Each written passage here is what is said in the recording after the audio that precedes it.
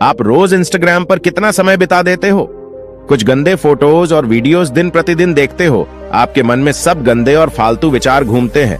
तो आज मैं ऐसी एक वेश्या की कहानी बताना चाहता हूं जो इन सब ख्यालों से जूझ रही थी।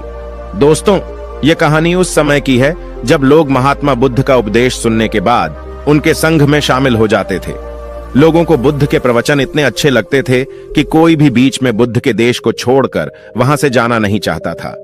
बुद्ध का एक शिष्य उनका उपदेश सुनकर भिक्षु हो गया। वे एक दिन नगर में भिक्षा मांगने गया। नियम यह था कि 3 घरों में भिक्षा मांगी जाती थी। बुद्ध के लगभग सारे युवक थे। यह भिक्षु युवक भी शरीर से गठीला और सुंदर था। एक तो वह युवक यौवन के रंग में रंगा हुआ था, अर्थात तन में आकर्षण था। दूसरा, उसका मन बहुत ही पवित्र था, अर्थात मन में ईश्वरीय शक्ति भरी हुई थी। कहते हैं कि जिसका तन और मन दोनों सुंदर है वह परमात्मा के अत्यंत निकट होता है। वह भिक्षु एक घर के सामने भिक्षा मांगने के लिए रुका। वह मकान वासवदत्ता नाम की एक वेश्या का था। वह भिक्षु की आवाज सुनकर तुरंत ही बाहर और द्वार पर देखा कि एक सुंदर नौजवान युवक जिसका शरीर गठा हुआ है, उसका मुख एक अलौकिक आभा से युक्त है। उसको देखकर ऐसा लग रहा था कि वह भिक्षु युवक शांति और आनंद में डूबा हुआ है। वेश्या उसे देखकर हैरान रह गई। वह उस पर मोहित होने लगी, जबकि वह स्वयं भी बहुत सुंदर थी। सारा वैशाली नगर उसके पीछे घूमता था कि वह हमको स्वीकार कर ले, हमसे विवाह कर ले, पर वह किसी को भी स्वीकार नहीं करती थी। अक्सर यही होता है, हमारा मन उसके पीछे कभी नहीं लगता जो हमारे पीछे हमेशा लगा रहता है। जब स्त्री के प्रणय निवेदन को कोई पुरुष ठुकरा देता है तो उसकी हालत बड़ी खराब हो जाती है। वासवदत्ता ने अपने जीवन में एक ही बार एक ही पुरुष के प्रति लगाव रखा था। उसने भी इनकार कर दिया। उसका दिल पूरी तरह टूट गया।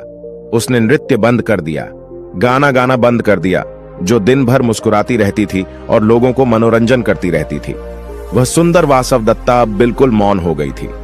भवन के द्वार सबके लिए बंद हो गए। वह किसी से भी नहीं मिलती थी।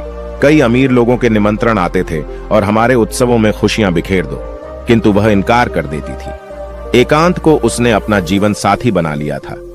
वासवदत्ता की दासी बहुत ही अच्छा भोजन बनाती थी और उसकी भूख और प्यास को भिक्षु मानो सदा के लिए ले गया हो। वासवदत्ता को रात दिन वह भिक्षु ही याद आता था। वह उस भिक्षु की याद में बहुत ही कमजोर हो गई और बीमार रहने लगी। कहते हैं कि चिंता चिता से बड़ी होती है। चिता एक बार जलती है, लेकिन चिंता सदैव जलाती रहती है। वह वासवदत्ता नाम की वेश्या कहीं आती जाती नहीं थी। अब एक ही स्थान पर लेटे लेटे उसके शरीर में कई जख्म हो गए। उसकी सुंदरता कुरूपता में बदल गई।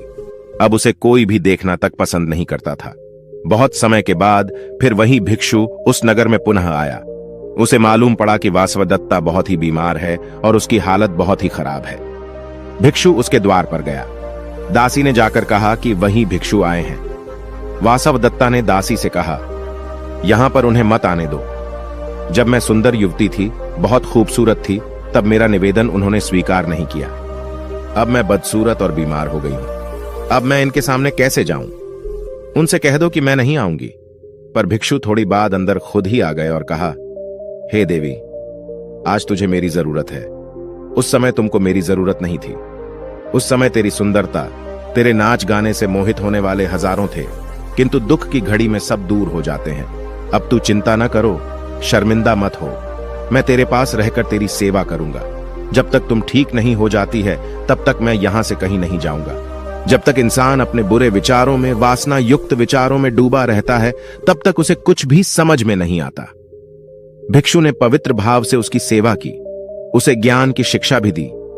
योग साधना और ध्यान के माध्यम से उसके अवगुणों को दूर कर दिया। धीरे धीरे उस वेश्या के मन से सारे अपवित्र विचार दूर होने लगे, सारे दूषित विचार दूर होने लगे। अब वह पहले की अपेक्षा बहुत शांति का अनुभव करने लगी थी। ऐसी अनुभूति उसके मन में होने लगी थी जो इससे पहले आज तक उसने कभी भी अनुभव न किया था।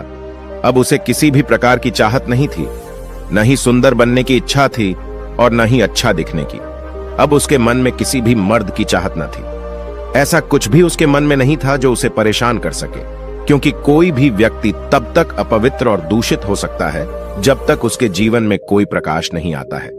जब तक वह प्रकाश की तरफ नहीं जाता है, वह प्रकाश कोई भी हो सकता है, पुरुष या स्त्री कोई भी हो सकता है। अर्थात जब आप ऐसे व्यक्ति के संपर्क में आते हैं जिससे आपका जीवन पूरी तरह बदल जाए, तो वह साधारण पुरुष नहीं होता है। दिखने में भले ही वह और पुरुषों जैसा दिखता है, लेकिन वह साधारण पुरुष नहीं होता है। वह कैसे हो सकता है जिसने आपकी पूरी को रख दिया? वासव दत्ता की वासना पूरी तरह मिट गई। उसका विवेक जाग उठा। बीच उसे बुद्ध के पास ले गए। उसने बुद्ध से प्रार्थना की, हे बुद्ध, मुझे दीक्षा दो। बुद्ध से दीक्षा पाकर वह भिक्षुणी हो गई। अपना जीवन पतित से पावन कर लिया। आपकी जिंदगी में अंधेरा तब तक है तब तक आपके विचार दूषित हैं, तब तक आप अपवित्र हो सकते हैं।